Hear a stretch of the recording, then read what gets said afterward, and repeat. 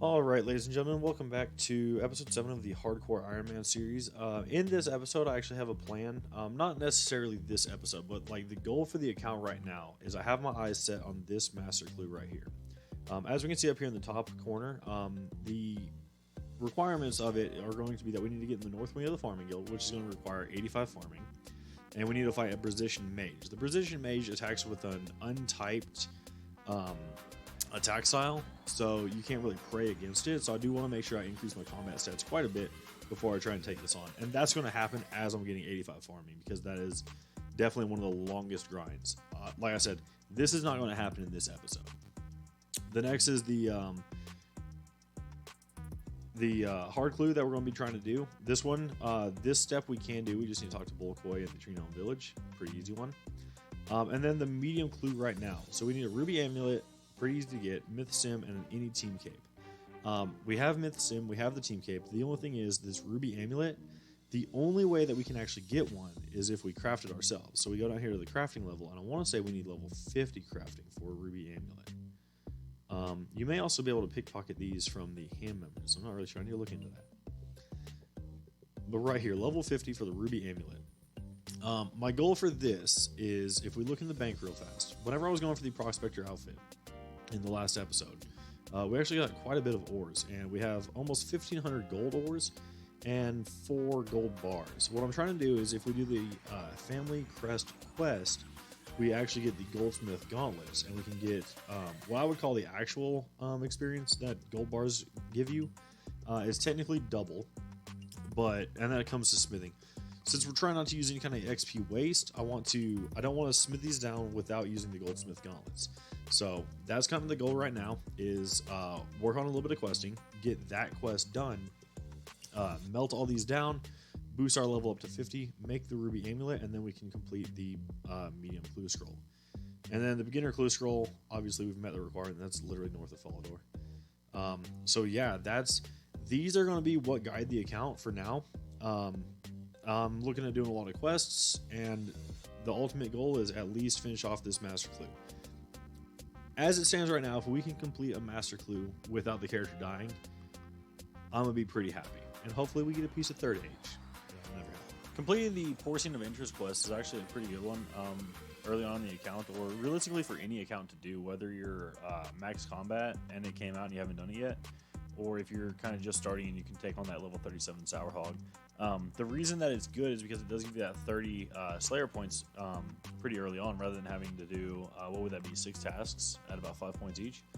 So it definitely does help progress the account quite a bit, and then 1,000 free Slayer points is pretty good as well, or 1,000 free Slayer experience. All right, so the next quest that we're going to be knocking out here is going to be the Vampire Slayer quest. This is going to require us to kill a level 34 vampire at the base of the Drainer Manor.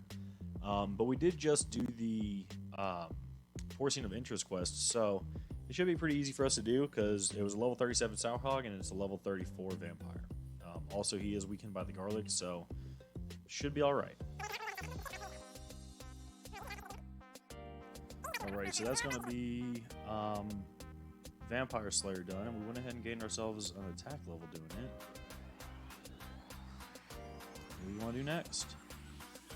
So this episode is going to be kind of quest heavy. The reason for this is because at lower levels, which a lot of my stats are, quests are actually going to be one of the fastest ways to get experience in the game. Once you've done a lot of quests and gotten yourselves up to around the level 30, I think is where you can be comfortable. Level 30s or 40s questing.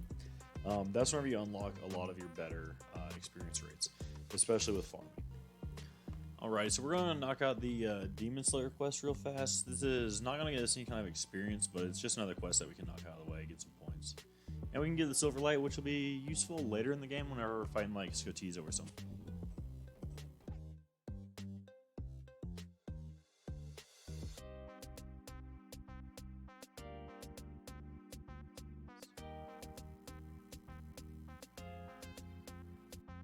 So we just completed Demon Slayer, and we had to run away because we got dropped right in the middle of that combat circle. Not really sure why, but on the wiki, it actually says that Delrith, his max hit is a 9. I don't think he hit me at all in the fight, but I'm relatively certain I've never seen him hit Alright, so the next quest that we're going to be looking at doing is going to be the Corsair Curse quest. Unfortunately, this one as well does not give us any kind of experience, but it does give us extra quest points. Alrighty, since right now we're looking to increase our crafting level to 50, as we stated earlier. Every little bit of crafting helps, and we're going to have to knock out quests anyways, so right now we're actually, you can tell by the inventory, we're actually be knocking out the Goblin Diplomacy. Alrighty, just finishing up Goblin Diplomacy here. We got the 5 quest points, 200 crafting experience, and a gold bar. I'm actually looking at my quest list, and I'm thinking I'm just going to carry out the trend of finishing off the non-members quests. So I think in today we can definitely get the... I do not remember ever doing the Pirate's Treasure quest. Oh, is this the one where we have to smuggle the banana? Not the smuggle the banana. The rum. We have to smuggle the rum in a banana crate up the rum jug.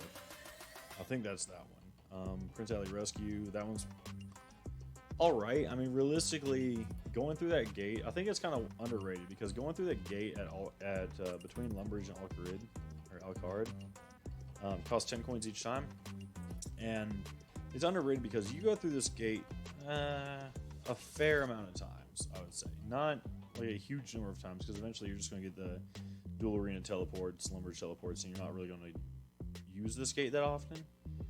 But it is definitely, especially on a lower level, it's definitely worth doing pretty early on. Aside from that, we have the Shield of Rav. That one might be a little bit difficult to do since we have to find a partner. And then Dragon Slayer, which we're gonna have to train our defense for. Alrighty, guys, we just finished off the Prince Ollie rescue, and I forgot that I actually have a. This is one. I actually forgot that I have a hard clue and like the goal right now. The what's the word I'm looking for here?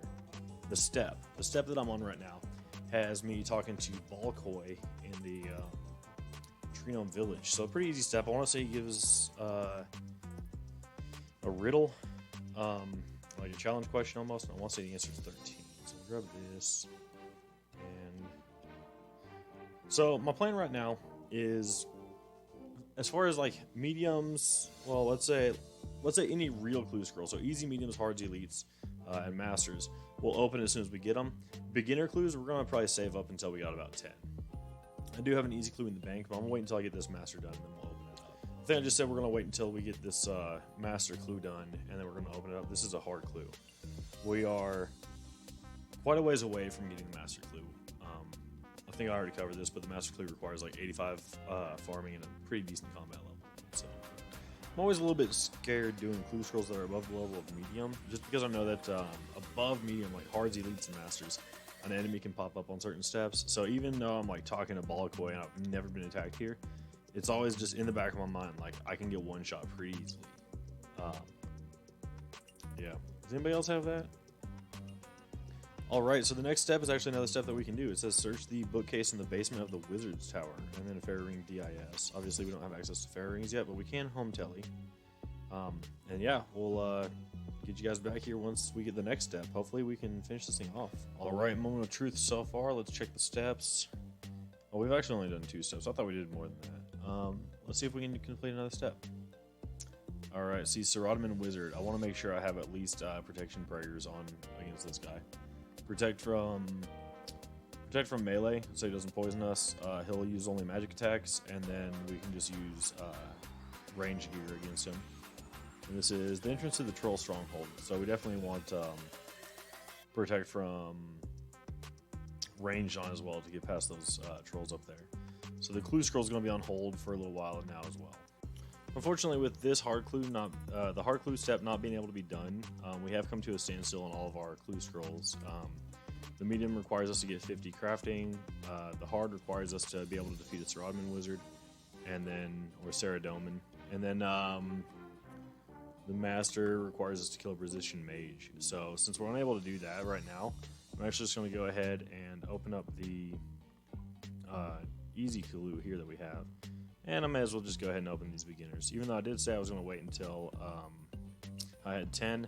I'm going to open up we'll just open up the beginners as soon as we get a different clue that we're going to open with it. If we look at the collection log, we have the clues. We have the Guthix Rune Simi Kit as the only unique obtained from it. And then with easies, we've opened up 4 and we haven't gotten any uniques. So I'm actually going to say that we probably will get a unique in this clue scroll over here, the easy one. So we'll save it for last. A Sandwich Lady Bottom. That's actually pretty impressive. That is a unique on the beginner clue caskets. So that's exciting to see, definitely. And this is more of what you would actually expect out of a beginner clue. Actually, the price isn't bad, but the price doesn't really mean much. And then the easy casket. I'm actually really surprised that we did not get a unique so far. Oh well. Alright, since I need to train up my combat anyways, I decided I'm going to go ahead and finish off my Slayer task right now.